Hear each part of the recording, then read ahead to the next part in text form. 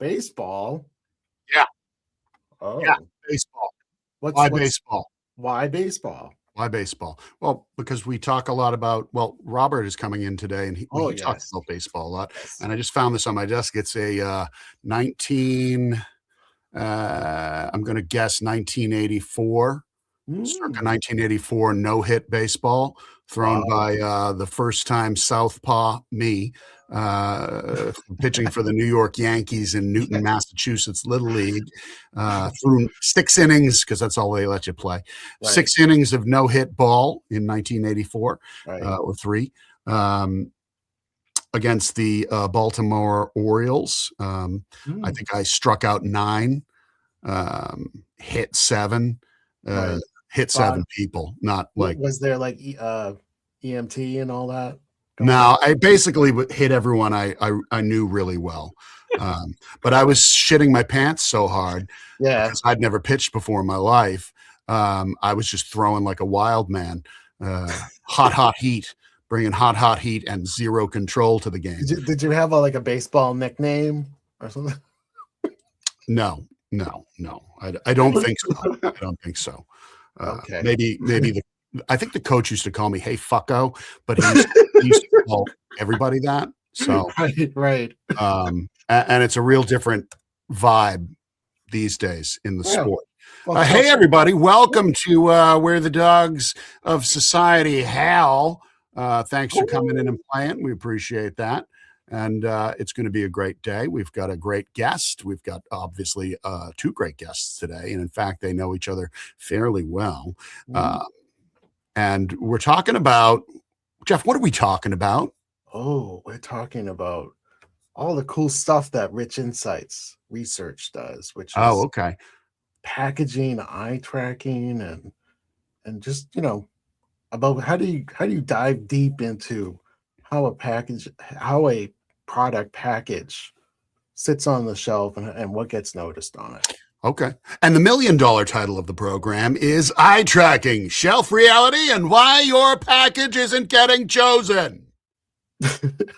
That's the $1 million version of it. That is It's pretty sweet. well So said. cool, man. Well, like I said, we've got a bunch of folks already showing up. Fernanda wants to know if it's started yet. Well, yeah, Fernanda, it has started. And Robert is in the house. Rob Unger is here. And Jeff, you're here too. I see you in all the commentary. And great things going on this week on LinkedIn. Everyone's getting a participation trophy with the what is it, the year-end wrap-up. That's right. You get a year-end wrap-up. And Jeff, what were you? It labels everyone. What was your label? I was sinister. I think it said Sinister. I didn't know that was an option. What was yours? Do you know? What was mine? Like I was a catalyst, like Oh yeah, I think Jason from I New think that's what it Primal. was actually, was catalyst. Yeah. There you go. And you and I Connector of apparently people, you know. we're our own echo chamber, our own little sound bubble. We're our own little echo chamber. You and I Yes. are. But I also, it was brought to my attention that our guest today, I was his most I know, engaged that's or unbelievable. engaged person, Mm. apparently. Mm. I mean, I think he let me know that on the side, didn't post it because he was ashamed. Whatever. So Whatever. eye tracking, it's not new, is it, Jeff? It's not. No. But No, people do seem to be ignoring it Mm. in some sense. Eye tracking is not a trend. It's not new. It's not really, I would say, it's not really optional. And for years as a designer, I didn't know anything about it, and kind of went with just gut and overwhelming shock and awe to convince you that this is the right thing. But like now, we can really tap into, and that's what our friend is all about, is tap into what are a design may be great. You may feel it's great. The client may love it. But the fact is that it may not actually be working in store for consumers. And Mm. right, that seems to be the most important thing, right? Absolutely. I mean, Yeah. what do they look at first? Well, I mean, that's the thing too, right? Your package is just sitting in front of you. It's on the screen and you're looking at it. Everything looks great, but it isn't next to all these other products that are just like yours. hmm hmm Yeah, I think we, in and around the 50s through the 70s, shelf science was just dominant. Bold dominance is what they went for. 80s and 90s, brand recognition over everything. How do you think cocaine got so big? Uh, Brand recognition, great brand. That's Um, right.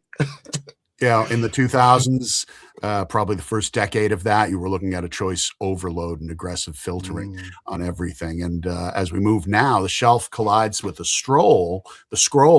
And, in fact, before the show started, we were talking about, a TikTok shop or anything like that, and how Amazon Cart, Instacart, TikTok shops are rewiring people's visual decision making. But is it?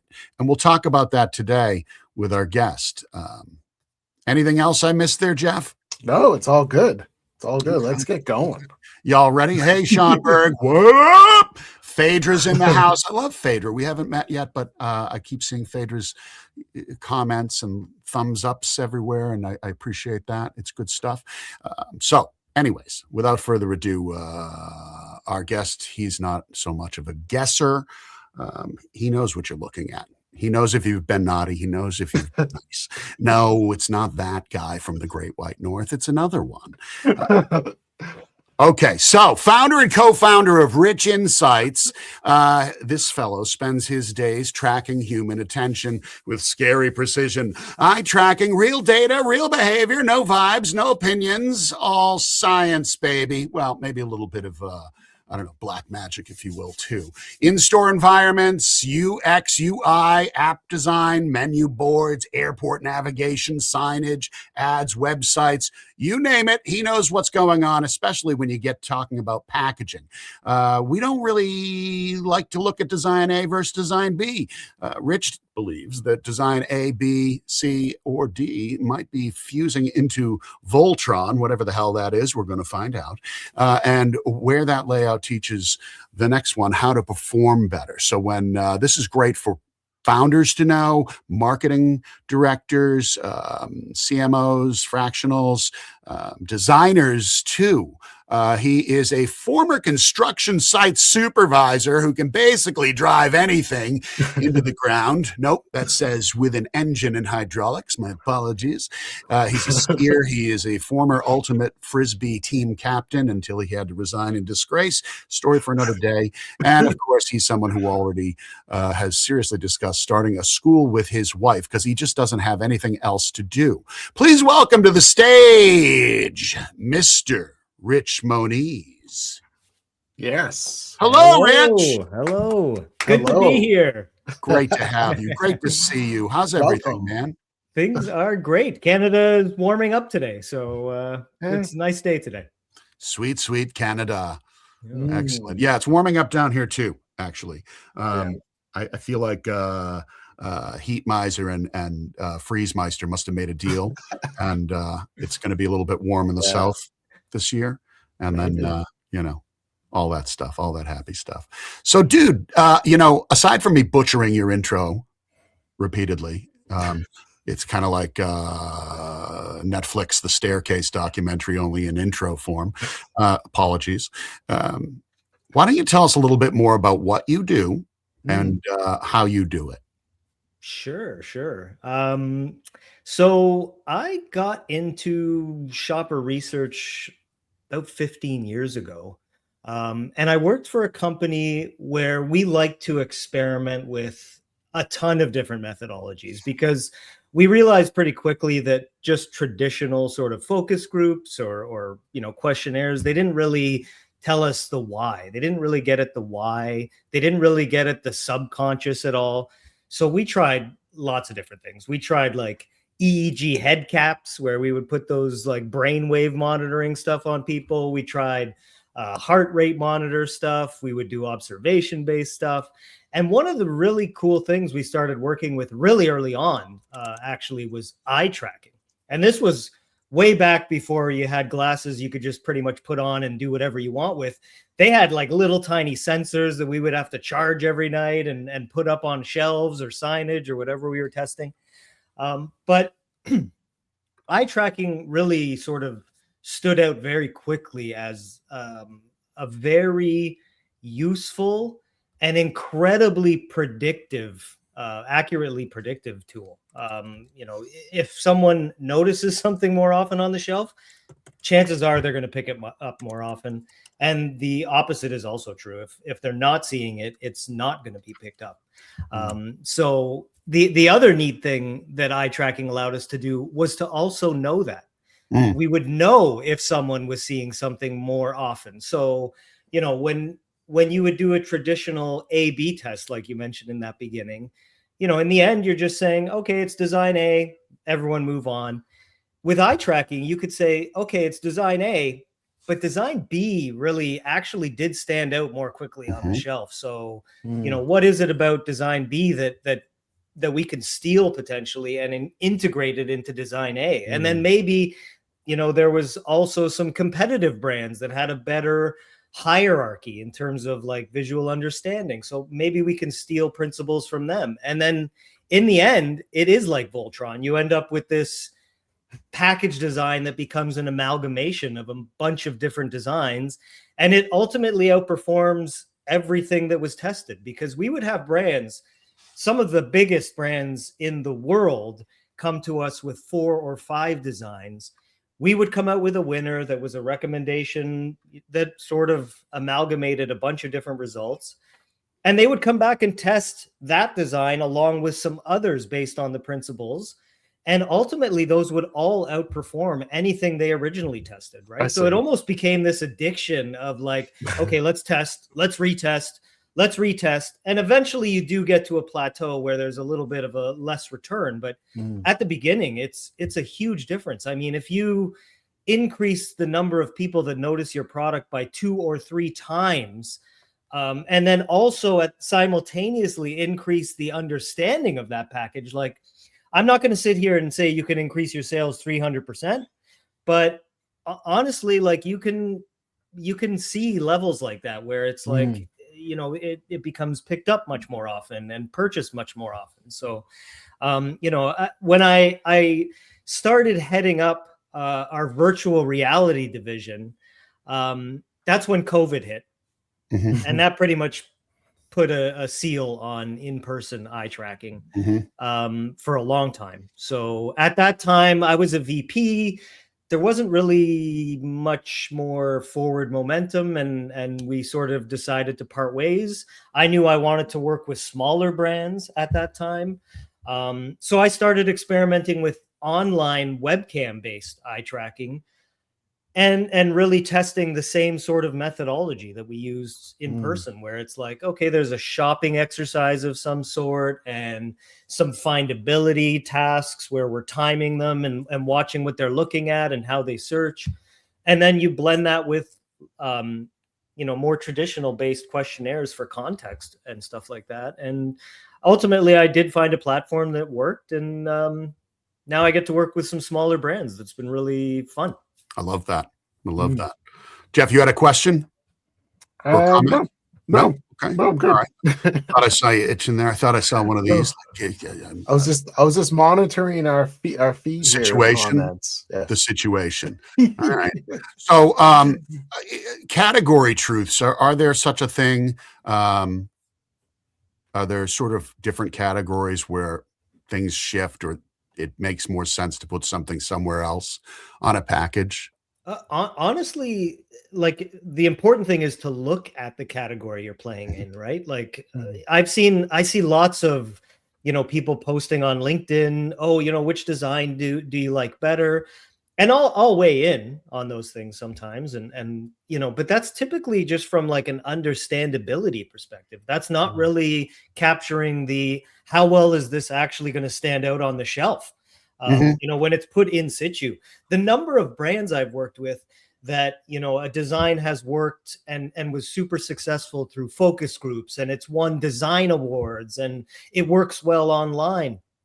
And then you put it on the shelf and it looks like everything else on the shelf, or it completely blends in.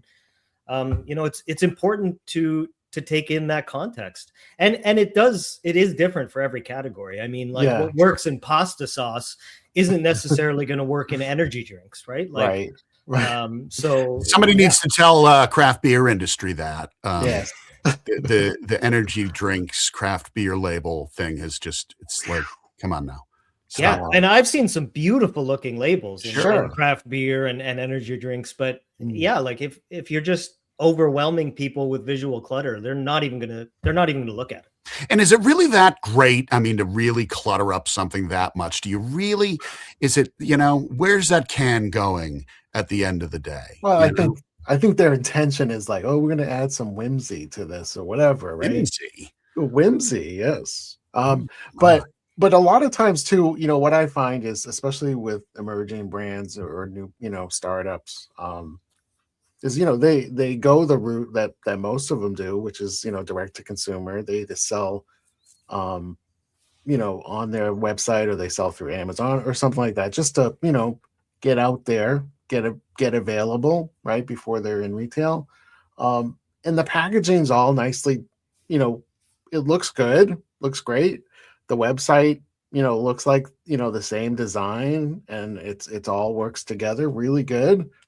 But then, but then, like you said, they get into retail and they're sitting next to another brand that's all dialed in just the same, almost a duplicate of what they had, and they're not getting noticed because they're just in the sea of the sameness that's there on the shelf. Right. Rob has a question, but I don't know how to shoehorn it into this. And he's confirming that it's a dumb question. I'm not saying that. He's saying that. It's not a dumb question, Rob. Not a CPG guy. Where's the question? Here it comes. In marketing, branding in general, how do you beat the big boys if you're just getting started? Well, that would be the billion-dollar question, wouldn't it, Yes. fellows? Yeah. But in regards to, let's just say, package design, you're just getting started. Perhaps you don't have a lot of coin to play with. What's your move if you want to kind of compete? Honestly, that's why I started working with smaller brands and brought it online, because it made it so much cheaper and quicker. The brands I used to work with, they wouldn't bat an eye spending over $100,000 on a project in person testing that kind of stuff. So, it's not fair when Reese's is spending that much money to help themselves stand out when they already have 40 facings on the shelf and a neon orange package. Mhm. But it's the brands that do sort of crack into retail with like one or two facings that need to learn how to capitalize on that space. And eye tracking is honestly a great way to do it, because you're not only learning about your own pack, but you're also learning about the competitive sets in that situation, right? So like, it's not just, we take what's working and what's not with your design. We look at what's working and what's not with all the designs in the category. And then you almost build like a deck of principles that you can use going forward indefinitely.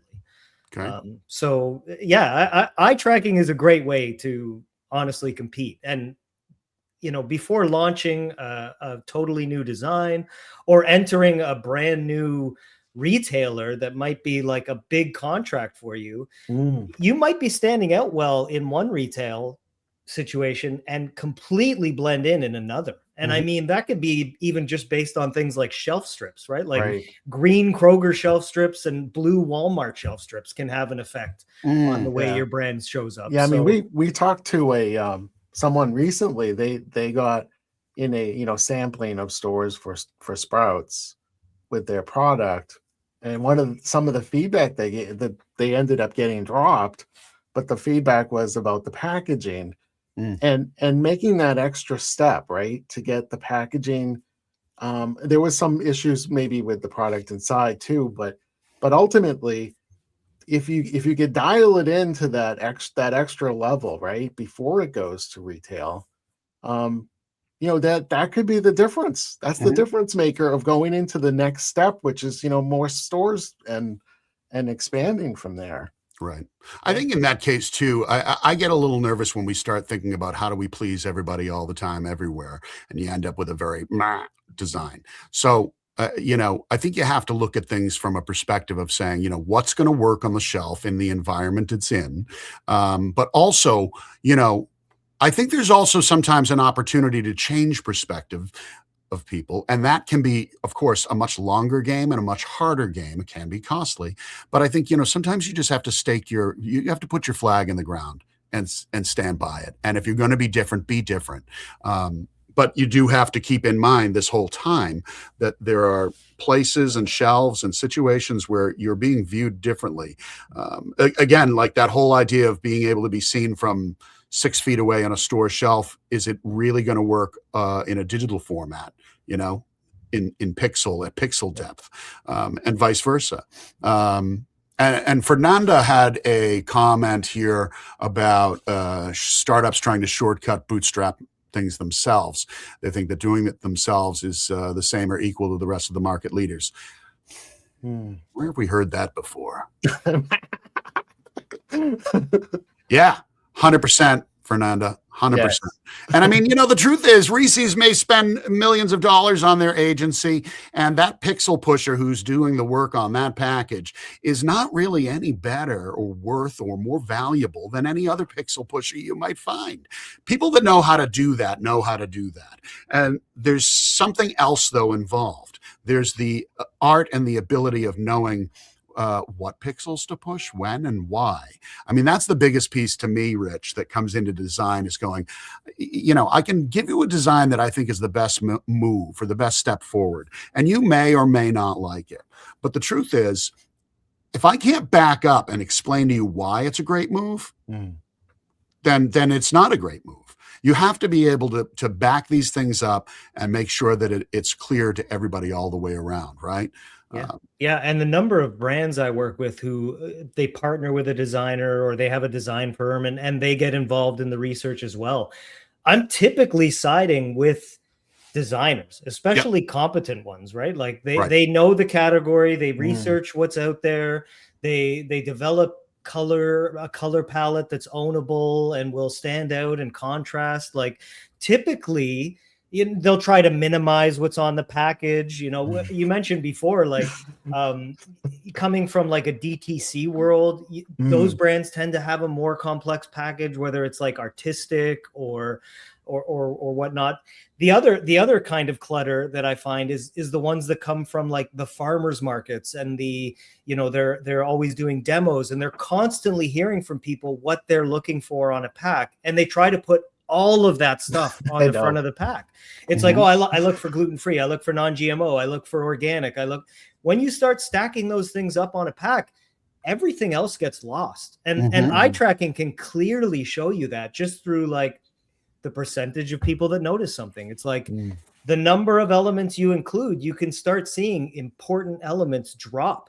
And I think for brands, like when they see that and it's like, that's an eye-opening moment for them is, oh, wow, like this one design, 80 or 90% of people saw the flavor or saw the image. And on this design with clutter, it was only 50%.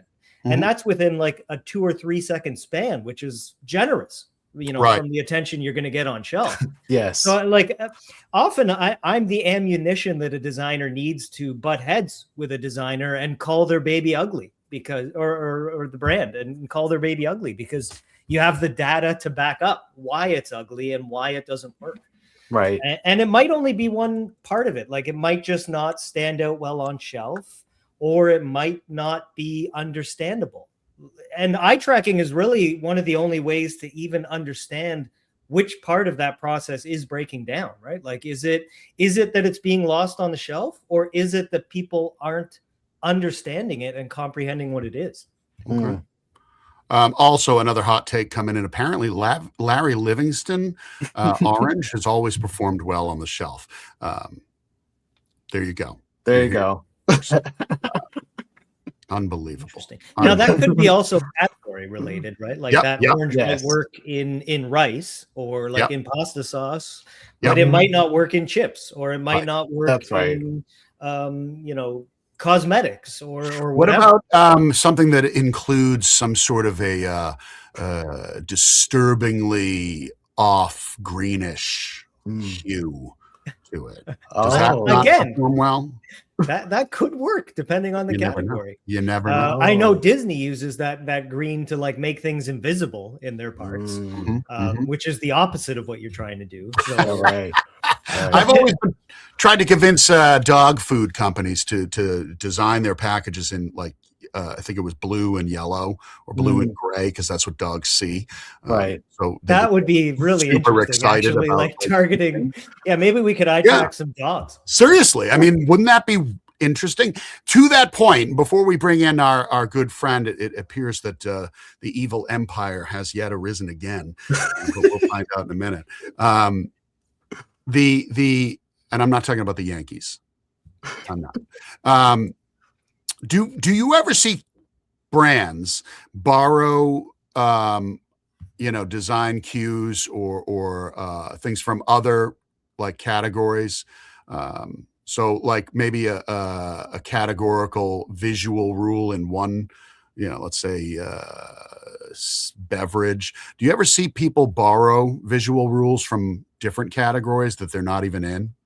And does that even work? It's funny. And again, like sometimes it does work really well, right? Like look at Liquid Death with their just water, making it look like a beer, right? Like that Right. really worked for them. Yeah. There's a Canadian energy drink company called Revita that it's like an energy tea and it's in a pouch. When that thing's on the shelf, it's very eye-catching, right? Because it's a completely different format from what's on the shelf. So like it does work sometimes, but I've seen it go the other way where, something looks like it shouldn't even be in that category. And it's really like an off-putting thing. Right. Like, Right. Wellness categories, like where they're really trying to be super high end, almost like designer style stuff where the minimalism is almost so much that you don't even know what the product is and you completely move on. Right? Is it a dessert topping or is it a floor wax? Right. Yeah. No? Yeah. Right. Yeah. I remember helping a brand way back in the day. It was apple juice that came in a clear plastic baggie with a little zip thing over the top, and it just sat on the shelf. It looked like a little bag of urine. It just never went anywhere. I mean, I think on many levels there was something wrong. It didn't go anywhere. Yeah. Or there's other like examples with even bigger brands, right? Like when Heinz flipped their bottle upside down, like that was huge, and the number of people that and now it's copied. Almost every brand does that now, right? Yes. Like Hershey was another one we worked with where like they went from those lay down shareable bags that just sort of got stacked to the ones that are like a stand-up pouch now. Yeah. And the eye tracking results on that thing was like, you need to roll this out right now because it was such a huge difference. And now you see it, every brand in the category is copying that style of package because it worked so well. It created like a billboard. And I see that happen in a lot of different situations, like where pizza boxes, like, you might have a beautiful image on the front, but then you get stacked in the freezer and you completely lose that image. That's right. The merchandising aspect of it. True Right. story. Yeah. True You got to story. take into account like all the different scenarios that it could be merchandised in, just to take that into account, right? Yeah, for sure. Awesome. For sure. Hey, we are going to bring in our other friend now, and everyone knows what that means. Get ready. And I'd be remiss if I didn't remind you that Brandartica is up for a Best of Business Award in New Hampshire for Best Marketing Agency. You don't have to live in New Hampshire or even in the continental United States to vote for us. We're in the marketing services category. All you got to do is click on the link that I left in the comments. We'll post it again, Jeff, in a few minutes. Yes. And you just got to vote in 10 categories, man. Just make sure one of them says marketing services and it says Brandartica, and give us a little love if you would. So without any more delays here, let's get to our returning. Other news, Robert Kogan. Robert Kogan. Kogan has succeeded. Kogan has just returned. Welcome to Making Things Happen with Robert Kogan.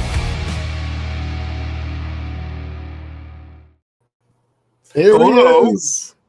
Robert, are you making things happen? He's making I'm things making happen. too many things happen. What have we told you about that? It's a big problem, Peter. When you're done making things happen, please close the lid. I'm making so many things happen that I can't really go any further without people like Richard. Right on. Nice Uh, segue. The young lady Fernanda, who is a newish type participant in our little summer camp picnic table fire pit. Sweet. Yeah, we're all making things happen. I love it. And apparently, you know what I just realized? You know that whole thing about 2 ears, 1 mouth? I don't know if anybody's ever asked, what are you guys doing this past week? What are you and Jeff making happen? But that came off the top of my head right now. But I want to stick with what we're talking about. That it's a bit of a different perspective. You know how technology shows up in different places, like over 25 years? Yeah. So I think this is a pretty valid story. There's one of the guys I went to school with. He ended up being the Canada Facebook guy, chairman of Rogers Sports Media. He's probably got his billion or whatever and is making things happen a little more than us. But he did a sports charity event. And as we're stretching one Saturday morning, all of us off 4 hours sleep, going to irresponsibly play sports for a few hours, all the money that we paid went to an eye tracking device for Alzheimer's. 10 years later, I'm looking at a typical preseason Toronto Maple Leaf update, and they're showing them in training camp using the eye tracking device that came from the hospital. Oh. 15 years later, where am I? Right now. And talking about eye tracking. And of course, there's so many things to talk about, but sitting right in front of me is a low-hanging fruit. And having experienced it with Richard putting some work together for the Moosh brand as just a little trial taster for them to see, we're about to put all of the brands in the pipeline.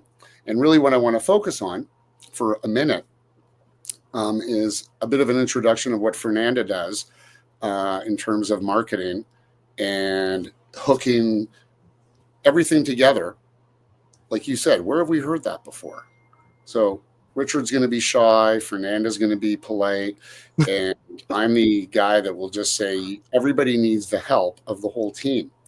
And the first call you should make is to somebody like Fernanda in Toronto. If you're in your neck of the woods, it could be you guys, and come up with a plan. But there's things that Reflective Media does. That's Fernanda's company. Things that Rich Insights does. And guess where we end up? A baseball team for a change. And again, I'll just stay on the diamond because you cannot win without all 26 guys on the roster. Right. Okay? And be careful what you bring up right now because I still haven't watched the highlights. But you can't win without Richard over there giving the intelligence. You need Fernanda. You need crazy Kogan coming in with, I got the pallet. We're in 5 stores. We got people grabbing it. You know, that first grab, I look at it like the synapse thing that we still can't understand in our brains. Richard is bringing some science to that. Fernanda helps you with, like Brand Artica does in the States. Fernanda's based in Toronto. We're actually working and talking about a few different situations that we can create our baseball team. And Richard will be coming in doing his work. And I just think it's remarkable that we still have to say, you can't do it yourself. And if only there was a preemptive instinct to put the team, to go talk with your baseball team instead of trying to win the game with 2 players. Right. Yes. Do it yourself. Well said. I think it's a great, this continual assembly of certain people. I can't, it's going to happen. It's already happening. Wait till next summer. You guys are going to be able to say, all right, we got a Where Are the Dogs of Society Howl brand. That's sort of like, you know, congealed through this experience. Richard and I are a testament to that, as I mentioned, Fernanda is as well. And so many other people that we're seeing on Saturday morning with Sam and Adam, on Thursday, guys. And the CPG Vibes guys, they're going to probably get a little closer to our intertwined undersea cable, which we can put data through. and a Mhm. strength, and I think it's great. So I'm going to shut up and just let you guys talk about the what we're here to talk about, which is That's awesome. some of the great stuff that comes out of this eye tracking thing. And I encourage everybody to go look at a couple of Richard's. There's one of Richard's posts where he actually like freaks us out and shows us the results on like 4 brands where they're Right. blurred, the lines. And sports fans who are used to that graphic that shows where every pitch was thrown, the red dots, the green dots, the lines, or every shot on the hockey game was. And so I'm going to leave it there and let you guys talk. Keep giving us the intelligence. Oh, Example brand. It's funny. You bring up sports. There's actually I've never worked with him, but there is a guy who works for a company. His name is Lee Waters, I believe, and he works a lot with eye tracking in sports with the same sort of tech that I use for packaging, where it's like, if you're training a new referee, like an official, what does an experienced one, like, what do they spend their time looking at? Right. What The I first mean? one And were then goalies it becomes off. that much easier. That thing I saw years ago was the goalies. Boom. Yeah. Right. What do the best goalies look at? Yeah. What are they paying attention to? It's the same thing with. If it was for shoppers. the NFL though, they would be like looking at the stands. All the eye tracking would be at the stand. But good point. Be careful or their there. sports bets. What was the line on this one again? I've seen eye tracking used in sports for athletic enhancement. Instead of using drugs, they've used it to eye track fastball or curveball or screwball coming in a slider, and training that. Then what they're doing seems to be that they're working with batters, not just on their fundamentals, obviously, but like on their eye strength and training the muscles and their visual acuity so that they can hit more frequently hard. You know what I mean? And it's a really interesting way to look at it. Where your eye goes in sports or whilst shopping, it matters. I tend to have my own sort of shopping process where I'm staring at my list most of the time going, where, what, but it's the things on the shelf that I come away with. They go, did you find everything you needed today? And my answer is usually no, but I found a bunch of shit I didn't. And those are the things that probably were designed well with some eye tracking in mind. The number of times I've worked with clients on, we do a store-wide study where we're putting glasses on shoppers and having them shop like a store to see what kind of signs they look at or what displays are being noticed. It's so low that it's unbelievable. Like, I think it shocks the marketing department sometimes to like how little people pay attention to it. It's an incredible, it's like a secret weapon, man. But we're talking about pictures that are they can be the size of an end cap. And it's like, imagine trying to compete for that attention when you're a single facing on a shelf in an aisle. It's unbelievable, right? So if you can go from like 0.01% of people noticing your product to 0.05, that seems small, but it's 5 times the number of people. Noticing. Fernanda's asking a good question here about the eye tracking working with CPG. Is it live with a shopper? I think that's what you were just sort of alluding to. So I do it. I still work with live shoppers on occasion through my consultation and moderation and stuff. But primarily now it's webcam based. So the person will sit at their computer with a webcam. They go through a calibration exercise, and then we sort of present them with images or videos. We task them with, performing shopping tasks or finding something on the shelf or something like that. But it is real people that are doing it. And then in the end, it's not a live look at every individual person. It's like aggregated data. So across, 100 or 150 shoppers, what's sort of the average that people, what's the average person notice? What's the average path they take through a package and things like that? And there's always going to be outliers and people that start at different points. But when you start stacking up a lot of people, you can learn a lot about a package, right? And that's, when you're talking 100, 150 people, it's a lot of people. Right on. Phaedra's got a good point here too. What happens when a Yeah. brand attracts visual attention but then tastes horrible? Can I answer that? Oh, please do. They don't buy it a second time. Exactly. I can help you get into the cart the first time, but it's up to the product to get purchased again, right? But that's the thing, and we always say it at Brandartica is that the packaging is a direct reflection of what is the experience inside that package. If you've got a shitty product and a gorgeous package, you're going to sell it once and maybe never again, and vice versa. If you've got well, not vice versa. In fact, polar opposite world. If you've got a brilliant product and you decided to have your mother's uncle's cousin Donnie's sister-in-law's brother's friend who's dating a guy named Kelly do the design, and he doesn't know what the fuck he's doing, well, then you're going to end up with a great product that nobody buys because it's invisible or repellent, if you will. Sorry, I can't help myself. A YouTube B-side. He said he was an artist, but he really painted billboards. Just came to mind. Oh, you have always got some U2 stuff going on in there. Yeah, that was from a B-side called Walk to the Water, too. Hey, we were going to share some stuff, weren't we? Is it possible is it something, Jeff, we're sharing, or is Rich sharing his screen? What's the action? I can bring it up. All right, bring it up, Jeff. I tracked some content for a brand. Yeah, let's start at the beginning. You're really going to throw this out there without the background. Oh, yeah. That's what I'm wondering. Expert. I don't think anybody needs to know what this is. It's a real product available mainly in Canada. Call for it. It was a need. No refrigeration required, by the way. So, all right, here's the deal. Chilk is, Chilk. Chilk is a, what is it? It's a ready-to-drink product that is tepid, chunky, slightly funky and odorous.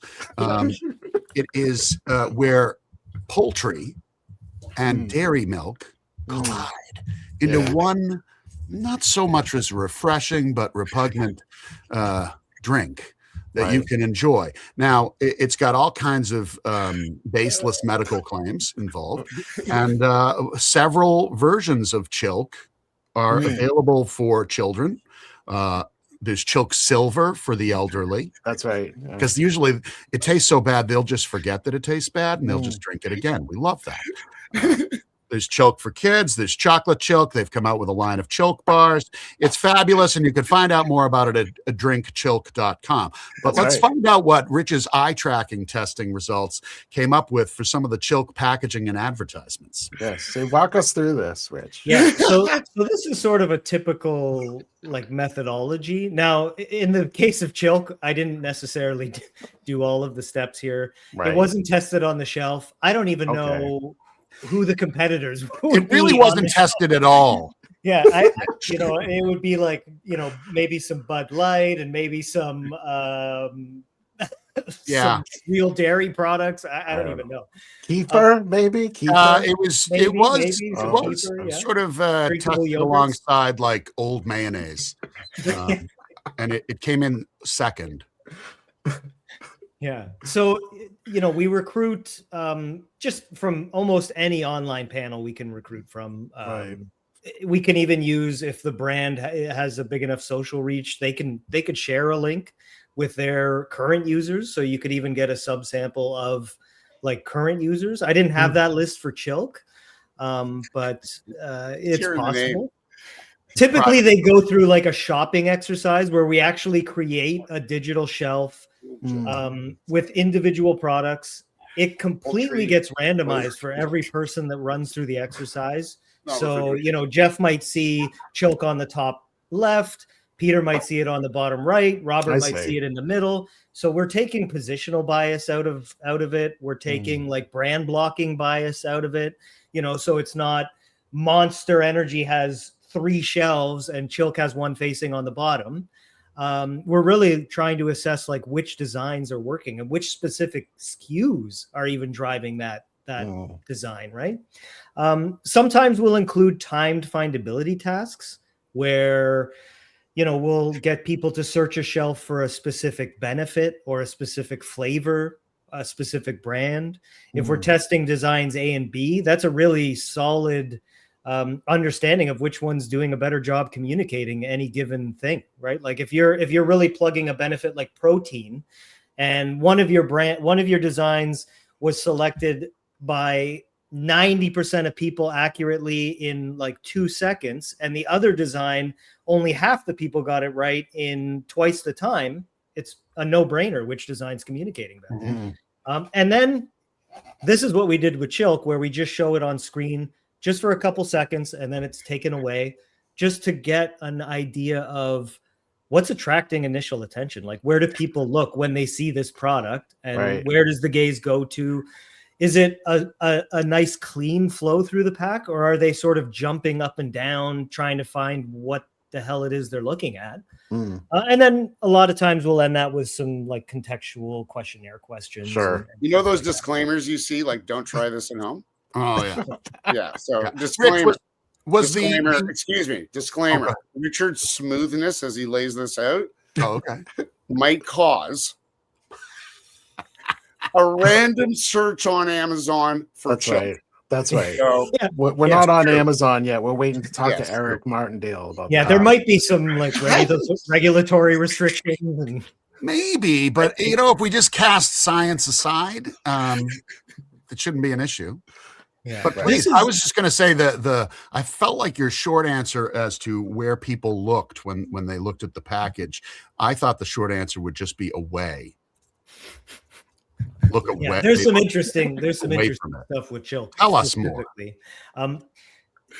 Terminology, I usually include this in presentations for people who are unfamiliar with eye tracking, but in general, like percent noticed is just the percent of people who notice anything, whether it's like a product on the shelf or an element on your pack.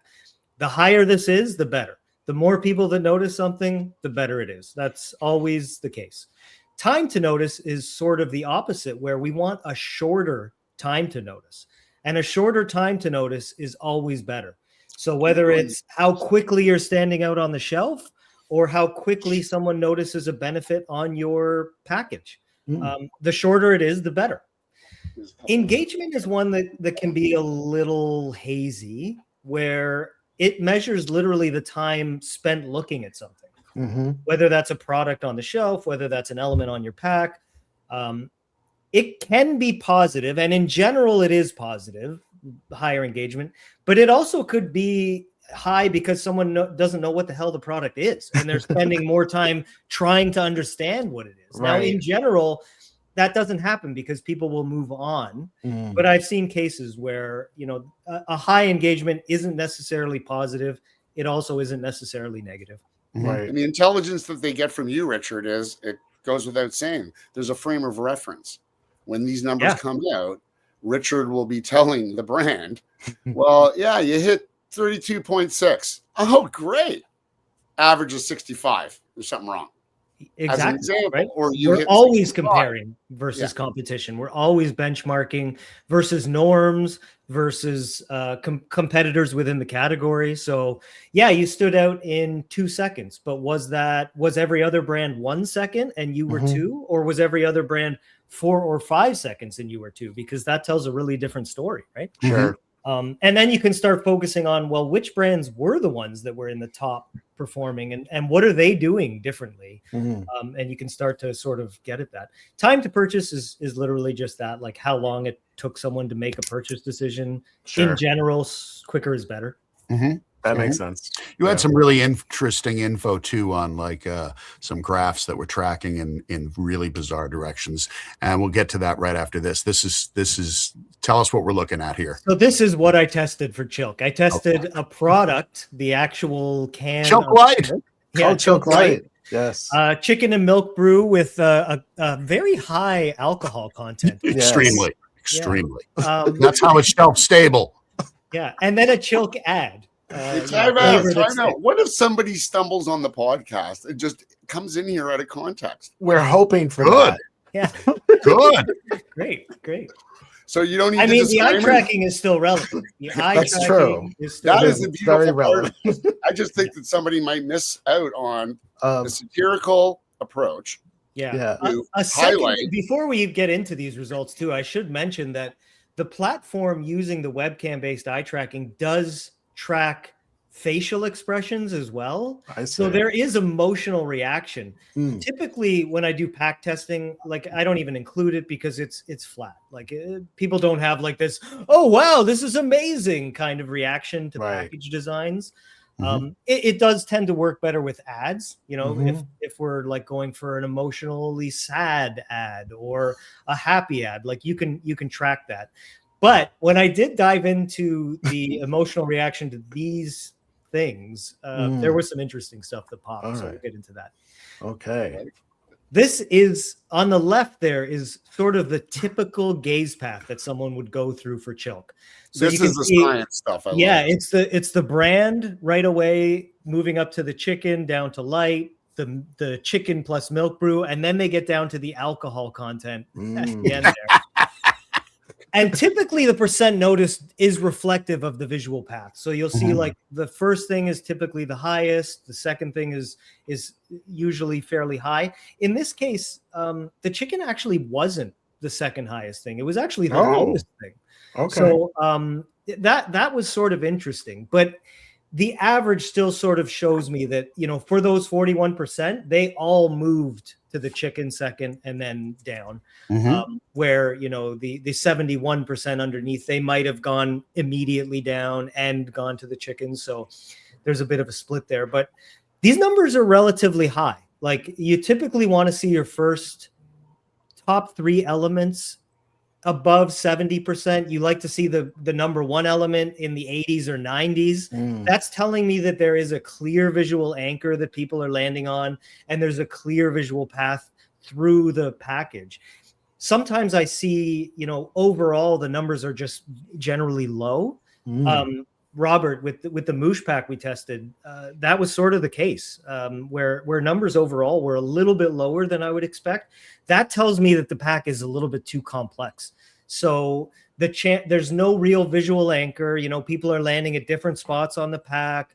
There's no real visual path that they're going through. There's a high chance that they're going through it in different ways, and that really like lowers the chance that people notice anything that could be important, right? In this case, maybe the chicken plus milk messaging is important. So, you know, you want to keep that as high as possible. And there's ways to fix that, right? You can increase. What about the size other of the direction?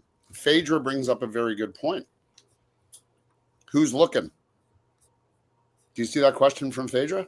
Yeah. Yeah. It can be anyone we want, really. Like we can put out the recruit where, you know, I've worked with cannabis brands where we don't necessarily want to show that to Gen Pop people because it's not as relevant for them. We'll target cannabis users or CBD users specifically. Yes. But what about say, just separate us into 2 categories. Her question is about like in the, you know, that condition half of us have, ADHD. So what about that type of person versus the more focused, methodical studier? That's why we aggregate. Somebody's walking through the grocery store quick. Like I would want 5 guys to go through quick with their glasses on, and then the other 5 to just do that methodical chill down. For sure. And that's why we want a good sample size, right? Because then, and especially if you're looking at design A versus B versus C, you're recruiting a totally new sample for every one of those designs, and you're measuring it across 100 or 150 people. It's not just 5 that have looked at this thing, right? So those things all sort of come out in the wash. This was one of the emotional reactions to Chill. And there's 7 universal emotions like happiness, sadness, disgust, confusion. I forget the other ones offhand, but everything else was pretty flat with Chilk. Yes. Disgust was one that the longer someone looked at it, the higher disgust started to go, which I found very interesting. Perfect. There was also another metric. So Rich, this beginning part is the surprise, right? They're trying to process. Yes. Yeah. So they're fairly neutral to begin. Yes. And the more they consume about this product visually, the more disgusted they get. Right. So, you know, it starts with the brand, which is probably pretty neutral. Then they get to like chicken and milk brew for that like first They're hill. shaking their head. And then it starts to exponentially grow when they see that Right. it has alcohol. Yes. Mhm. Right. Okay. Understood. Yeah, and Right. confusion is one that I think, like, as soon as it lands on the alcohol, they're just like, "What is happening here? Like, what is this product?" So, like, and it only happens right at the end. And you saw Right. from the visual tracking that that's where people typically noticed the alcohol content was at the end. So Mhm. at the end of the exposure is where confusion spikes. Like, Wait what a the hell second. did I just look at? I love What it. just happened? I love Right? it. Right. Okay. Yeah. I looked at the emotional reaction for the ad. It didn't have those same spikes. So that tells me that the ad might not be working as well as the product itself. Okay. People just don't necessarily know what the product is. Well, this is new untested waters here with the Chilk Yeah. bar, with Right. everyone having their protein bars and their fast ways to get stuff into their body. We figured, why not make Chilk into a bar? Yes. Yeah, on the go, right? Right, we- on the go. You know what, Peter? We could partner. Maybe we should talk to Will and see if IQ Bar is interested. I don't see why they wouldn't be. Okay. Yeah, it could be a flavor of the month. Exactly. What you'll notice on like ads, signs, everything like that, faces tend to catch attention first. That's pretty much universally true across the board with everything I test, whether it's like a website or an ad, anything like that. The face tends to be a visual anchor, and you can see here it's 91% noticed in 3 seconds. That's where everyone pretty much starts. Then they move up to that choke bar. Then they move down to the sub, and you can see the percentages sort of reflected in Yeah, that, right? that's 91 cool. to 82 to 71. Mhm. Now, when you see, like, if there was some other elements on there, that text is probably slowing people down. So, like, flavor that sticks takes a little bit of time to read and process. You'd likely see a bigger drop in the next element, where it's like it might go from 82 to 71 to like 50 or 40, right? So, like, text on a pack can be a killer for elements. Like, it does cost money sometimes to use icons and to have certifications like non-GMO or gluten-free or things like that. But the speed at which those icons can communicate is so much quicker than text. It can actually be worth it, right? Sure. And not just from like a shopper perspective. Like, I'm someone who, my wife is celiac. I look for the words gluten-free or the gluten-free icon all the time. And that becomes super important for me. But again, if I'm not like the biggest target market, maybe having that gluten-free iconography or messaging on the front might not be the right way to go. I think Fernando Might brought not it be up worth the earlier. Like, cost. you want to We're- focus on the main benefit. The laboratory was never quite clear on a lot of things with Chilk. But one thing was sure, one thing was certain, was that we believe that Chilk may in fact be gluten-free somewhere. Yes. So It depends on what the chicken's would that much language on the label hurt or help? It would likely hurt. Like, what you would see is anything you add to this can, you're going to see all of the other percentages drop. Distractions Go drop. down. Okay. So Good to know. And that happens all the time. Like, Okay. so every time you add something, you're going to have everything else drop. I see. I see. Now, here the recommendation, and I try to make recommendations like as executable and easy to understand as possible. Here, it might be as simple as like increase the size of the chicken, and then you're going to have a better top-down flow. You might you'll likely see the percentages increase on everything because it's that much easier to sort of go top to bottom instead of starting in the middle and going around the way it is currently. Sure. So, for Chilk, that might be my only recommendation. If you want to avoid the strong emotional reaction, maybe hide the fact that it has alcohol. Yeah, we should hide that. We don't want. Yeah. Yeah, for the ad, I mean, people are going to naturally land on the face first, and they naturally in North America read left to right. That's right. So you might want to just flip this ad around, and I sort of crudely did that. I see. And- It and might you- improve the readability. You know what, Rich, too, is that this is when I was first introduced to eye tracking, was in web development in terms of websites. They started using the they called it like a heat map. But basically, you know, it was that whole thing, right? Put your logo top left, right? Because people will scan across, they'll make an F shape across that first homepage look. And it kind of makes sense that they would have that same behavior even when they're looking at an ad. Yeah. Right. Yeah. Yeah, that makes a lot of sense. I love that thought process. It makes so much more sense. Yeah. And I mean, a small tweak like this, like just flipping it, you might get like 95% noticed on the face, and then 90% noticed on the choke bar, and then 80%, you know, like a small tweak increases the noticeability. Yeah. Because it's consumed that much faster and easier. It's fascinating stuff. Unbelievable. Imagine if Brand Artica can do this well with a bag of hot trash like that, what we might do with a really decent product. Yeah. And I mean, we didn't even get into, you know, how it performs on the shelf and that kind of thing. But that's also takes, like, the analysis would normally include that. Can I just take a moment just to show people like what those eye tracking glasses look like? Yeah. Just a quick look. Ooh, high tech. Oh, wait a second. I hit the wrong one. That's not it, Jeff. All right. No, it's these are what they look like. Yeah. So they're very cool. So that's Eric, by the way.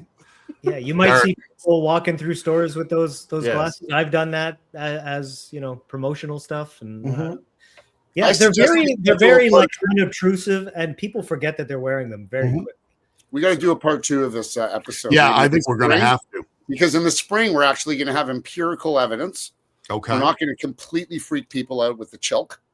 Yeah. And I'm not freaked out. We're going to have real brands, have real data. Emotional reactions. The way that you guys just delivered that, the way you did it nonchalantly, as an example, Richard, the only problem was it was too funny. I need to watch it again because But I also want to point out that for those viewers that might be interested, the type of humor that you detected in this great podcast episode is the type of creativity you'll find when you work with Brand Artica marketing. Well, look at that. Guess we owe Robert another check. All right. Hey, and Fernando, I agree with you 100%. The golden ratio and layout is proven more attractive, more effective. We talk about it over here all the time. We talk about it in terms of, ratio, in terms of text, font sizes. So we love to play in that arena. Hey, you know what? We've run a little bit long today, and there's nothing wrong with that. So, Rich, what else do you want to leave people with before we get out the door? I'll say this because we didn't necessarily touch on it, but the approach when you're standing from 6 feet away versus the approach when you're like a thumbnail on Amazon or on TikTok Shop, it's the same. You see top brands, top performing brands, you'll notice their brand or a benefit at that distance, right? If you can't see your message at that distance, or you can't read your product at that distance or at that size, there's likely going to be an issue. Yeah, that makes sense. Absolutely, man. Absolutely. Food for thought, people. Yes. Well, ladies and gentlemen, this was another successful outing of Where the Dogs of Society Howl. We were talking CPG eye tracking with Mr. Richard Moniz of Rich Insights, and of course, the lovely and talented Robert Kogan. And then there's Jeff too, also lovely, talented, and he's my side hustle. All right, guys, thank you so much. Hey, we're not going to be here next week because actually two weeks in a row. Jeff says 2 weeks in a row. So entertain yourselves, talk amongst yourselves, do the things you need to do. Actually, I can say we have our next guest is in January 8th. So mark your calendars. It will be Will Nitza. You sure it's not Toby McGuire? No, from IQ Bar. Well, we'll get into the Choke Bar thing with him. Yeah. Sweet. Watch us pitch him live on LinkedIn. Yes. Watch him hang up. Richard, we might be having bagels that day. Yeah, maybe. Hey. All right, boys. Have a great one. Ladies and gentlemen, thanks for coming. Have a great rest of your week. Happy holidays. Bye now. Bye. We're ending the stream. It's over. Go Is home. it? You can't stay here. Is it over now? I don't care where you go. You can't stay here. Just do it, man. Do it. Do it. Do it.